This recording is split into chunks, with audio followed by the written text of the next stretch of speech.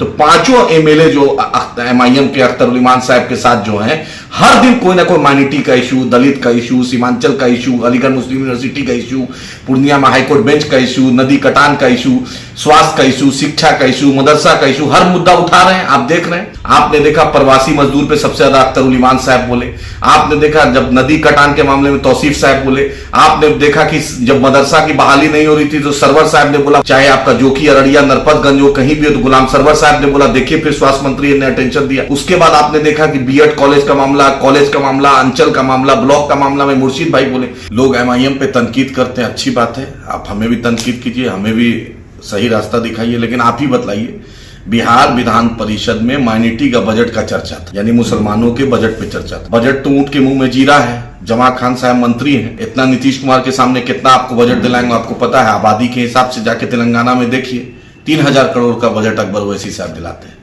लेकिन नीतीश जी के राज्य में जान ही रहे हैं, भाजपा का साथ है तो आपका 1000 करोड़ भी बजट नहीं है।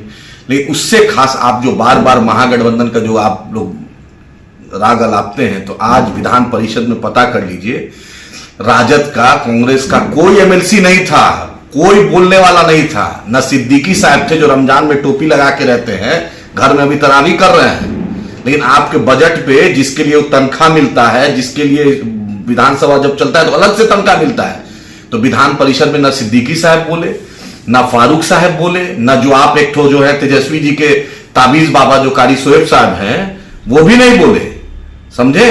तो कौन बोलेगा? एमआईएम बोलती है, तो इनको इसी चीज का मिर्ची लगता है। आपने देखा प्रवासी मजदूर पे सबसे ज्यादा अख्तर उल ईमान साहब बोले, आपने देखा जब नदी कटान के मामले में तौसीफ साहब बोले, आपने देखा कि जब मदरसा की बहाली नहीं हो रही थी तो सरवर साहब ने बोला बहाली शुरू हुई, आपने देखा कि स्वास्थ्य के मामले में जो स्थिति बद से बदतर सीमांचल में थी, बायसी हो, अमोर हो, डगरवा हो, रोहटा हो, बलरामपुर हो, बारसोई हो, चाहे आपका जोकी, अररिया, नरपतगंज हो, कहीं भी हो, तो गुलाम सरवर साहब ने बोला, देखिए फिर स्वास्थ्य मंत्री ने अटेंशन दिया।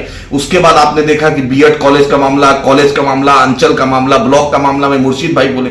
तो पांचों एमएलए जो एमआईएम के अख्तर उल ईमान साहब के साथ जो हैं, हर दिन कोई ना कोई माइनॉरिटी का इशू, दलित का इशू, सीमांचल का इशू, अलीगढ़ मुस्लिम यूनिवर्सिटी का इशू, पूर्णिया में हाईकोर्ट बेंच का इशू, नदी कटान का इशू, स्वास्थ्य का इशू, शिक्षा का इशू, मदरसा का इशू, हर मुद्दा उठा रहे हैं। आप देख रहे हैं, विधानसभा ही के लिए ना जिता के आप लोग भेजते थे, आप कांग्रेस से, सीमांचल से जिता के भेजे, सिर्फ एमआईएम को गाली देने के लिए। इन लोग को सिर्फ कान में एक जो नहीं था, पहले एक तोता होता था, तोता को ऐसे से घुमाता था, चाबी दिया जाता था, बस इन लोग सिर्फ एमआईएम के खिलाफ जहर उगलेगा, सिर्फ एमआईएम को गाली बकेगा।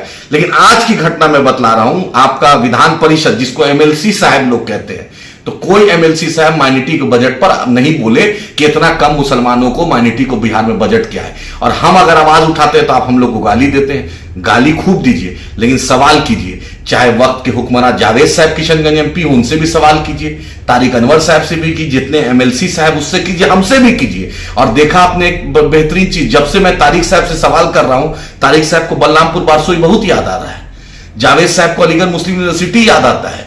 तो यही है एमआईएम की ताकत, यही आपकी पार्टी है, आपका झंडा है, मजबूत करते रहिए। इंशाअल्लाह ताला इन लोग को भी चाबी देते रहेंगे, इन लोग के भी फिर मुंह से आवाज निकलेगी, अल्लाह ने चाहा। अपनी क़यादत को मजबूत कीजिए, बैरिस्टर असदुद्दीन ओवैसी साहब के हाथ को, अकबर साहब के हाथ को मजबूत कीजिए। शुक्रिया।